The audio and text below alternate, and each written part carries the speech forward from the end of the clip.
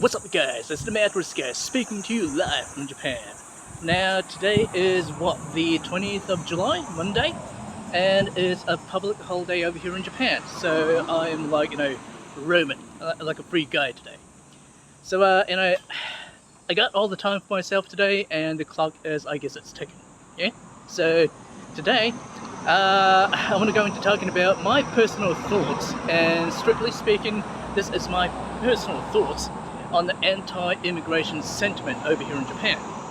Now, to begin with, I was used to be an immigrant in New Zealand myself, and technically speaking, I still am an immigrant in New Zealand. Guys, because I have a permanent resident visa, and I still do receive a copy of magazine from the University of Auckland, right, once every 6 months. Well, I don't have any plan to go back to New Zealand anytime soon, but anyway. And in those days, it was not uncommon to be bullied and being an immigrant, as if you were a butt of joke. And there were times when I thought, well, I'm gonna do the same when I go back to Japan. Like, yeah. But, all in all, guys, I have got to see many, many dramatic lives, right? From both the perspectives of an immigrant and a Japanese living in Japan.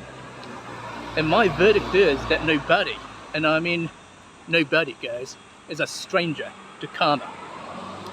And that includes the Prime Minister over here in Japan. Ooh.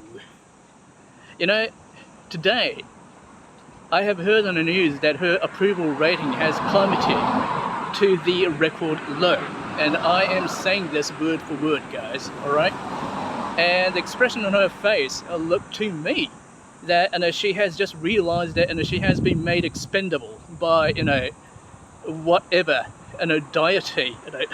deity or religious sector she was involved with. I am saying this seriously because the politicians over here in Japan are notoriously known to be involved with the religious sectors, because that is where that is the primary source of votes. So, if you're wondering why the government is, sort of leaning towards the right, when the majority of the population isn't, that is because, needless to say, any religion is, generally speaking, that is, conservative, right? If not self-centric. And that is where most of the votes come from, yeah? So, now that the Prime Minister has done her job, she is rewarded with what, a splash, right? Of a record low approval rating on her face. And that is, guys, none other than a euphemism to say that they don't want her around anymore. But she might drag on nonetheless, yeah? But why?